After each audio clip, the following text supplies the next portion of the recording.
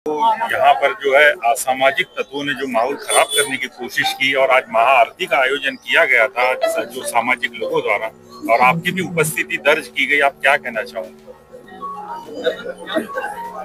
गणेश जी के इतने महत्वपूर्ण सनातन धर्म के त्योहार में लगातार अपन देख रहे हैं कि 2-2.5 महीने से लगातार कुछ असामाजिक लोग, विशेष करके कुछ समाज के लोग, ये नागपुर शहर के अंदर दंगा फैले, नागपुर शहर का वातावरण खराब हो, इस प्रकार के घृणास्पद करने का काम उन्होंने उनके माध्यम से निश्चित स्वरूप से हो रहा है।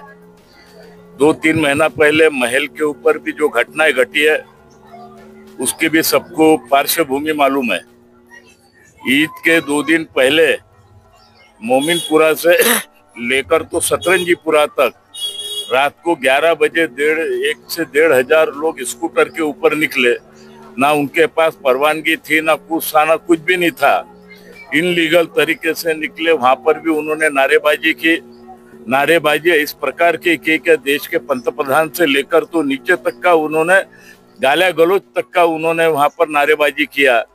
मैंने रात को 11, 11:30 बजे सीपी साहब को फोन लगा के और बोला जब जाके उनके ऊपर एक्शन हुआ है। हमारे गणेश जी का महत्वपूर्ण त्योहार, हमारा पूर्व नागपुर ये शांति प्रिय पूर्व नागपुर है, कभी इस प्रकार की घटना घटी नहीं है।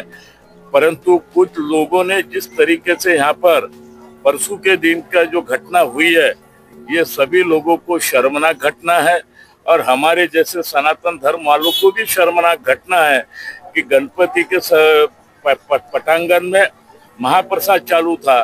महिलाएं हमारे यहाँ पर प्रसाद खा रही थी और उस समय जिस तरीके से स्कूटर पे जो अपन ने औजार भी कभी देखे नहीं होंगे, उस प्रकार के औजार उनके हाथ में थे। अनेकों की उन्होंने गाड़ियां भी फोड़ी, यहाँ का महाप्रसाद भी फेंकने का काम किया और ताबड़तोड़ जब पता लगा तो मैंने सीपी साहब से भी उसी समय रात को 2 बार बात किया।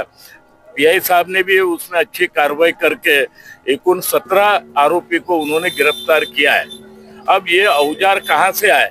और ये औजार कोई ये चाकू वाले औजार नहीं थे, ये धारदार वाले औजार, अलग प्रकार के औजार उसमें वीडियो में आपको दिखता है। इसका मतलब यह है कि इनके पीछे कोई किसी का तो भी हाथ है। यह औजार खजीना किसी के तो भी घर में रखा हुआ है और वहां से उठाकर इस प्रकार की उन्होंने कार्रवाई, इस प्रकार का दंगा न हो और वातावरण खराब हो। और इसीलिए पुलिस कमिश्नर का भी मैं अभिनंदन करता हूँ, पीआई साहब का भी अभिनंदन करता हूँ कि उन्होंने ताबड़तोड़ एक्शन लेकर 2-3 घंटे के अंदर ही उस कार्रवाई को अंजाम दिया है।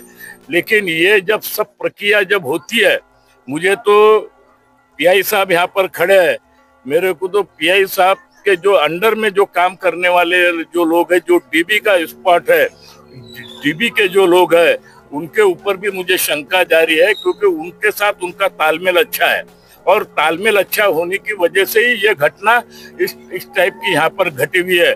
और कल मैं सीपी साहब से 4 बजे मिलने वाला हूँ। 4 बजे उनको सारी परिस्थितियों की भी जानकारी दूंगा और इसके अंदर इसके पीछे कौन है और कौन इसके पीछे शक्ति काम कर रही है, उनके ऊपर भी मौका के अंदर कार्रवाई हो, 302 का गुना दाखिल हो। क्योंकि जब गाड़ी के ऊपर जा रहे थे, गाड़ियां फोड़ रहे थे और एखादा व्यक्ति जब सामने आ जाता तो उनके भी गर्दन के ऊपर वो मारते। उनको शैतान का रूप उस समय उनके दिमाग में भरा हुआ था और इसीलिए कल सीपी साहब से मिलकर ये सब बातों का हम निश्चित रूप से ये करेंगे और आने वाले समय में इस प्रकार की घटना अगर हुई तो उन्होंने भी ध्यान में रखना चाहिए कि ये सनातन धर्म है। जो आपने देखा होगा कि योगी जी ने जो उत्तर प्रदेश में करके बताया और वो वहीं से ही यहाँ पर भाग के आए हुए ये सब लोग, ऐसी भी मुझे जानकारी मिली है और इनके ऊपर कड़ी से कड़ी कार्रवाई हो और इनके अंदर मौका लगे, 302 की कार्रवाई हो, ये मांग कल हम सीपी साहब से करने वाले। सर, जिस प्रकार जो 3 तारीख की जो घटना हुई है, जिस प्रकार असामाजिक तत्वों ने शांतिनगर में जो उत्पात मचाया और जो लोगों में एक भय का वातावरण था, आज महाआरती के जरिए आपको ऐसा लगता है कि वो भय का वातावरण दूर होने जा रहा है? इसके लिए जो है क्या सामाजिक संगठन क्या आपकी तरफ से कुछ कार्य कर रही है इस एरिया के लिए? बिल्कुल, ये जो घटना हुई है वो बहुत निंदनीय घटना हुई है। और जिस घटना का उल्लेख आपने किया है, 3 तारीख को कुछ जिहादी हाथ में शस्त्र लेकर यहाँ पर उत्पात मचाने आए, यहाँ का महाप्रसाद उन्होंने उठाकर फेंका, यहाँ हमारी माँ बहनों को गलत गालियाँ दी और गणपति जी के बारे में और सनातन धर्म के बारे में भी उन्होंने यहाँ पर अश्लील नारे लगाए। विषय यह है कि 2 दिन के बाद ईद है, ये उनको मालूम था। भय का वातावरण निर्माण करना, 17 तारीख की इतनी बड़ी घटना होने के बाद भी अगर पुलिस प्रशासन ऐसे लोगों को खुला छोड़ती है तो यह एक बहुत बड़ा प्रश्न चिन्ह हिंदू समाज के सामने खड़ा हो रहा है। उस दिन भी यहाँ के लोगों ने सहनशीलता दिखाई, यहाँ से सीधा लोग थाने में आए और थाने में आकर अपनी मांग करवाए। मैं यहाँ के पीआई का और आदरणीय डीसीपी मदने साहब का अभिनंदन करूंगा कि उन्होंने सुबह 5 बजे तक ये सारे आरोपी को पकड़ा, इन पे बड़ी धाराएं लगाई है।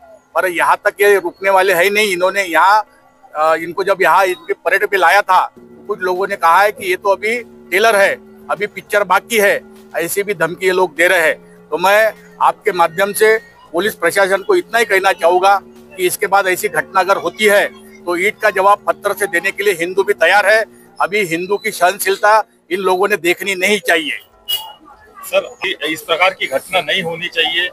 अभी जो है आप जो विश्व हिंदू परिषद की तरफ से ऐसे और कोई कार्यक्रम लेने में आएंगे इस एरिया में?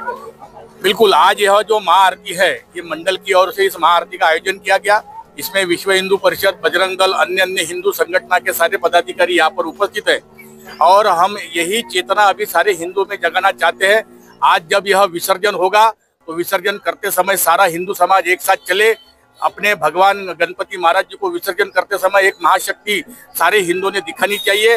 वो कहते हैं कि भय बिना होई ना प्रीति।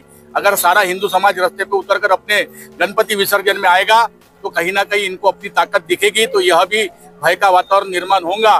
तो दूसरी बार यह घटना इस क्षेत्र में कभी होगी नहीं।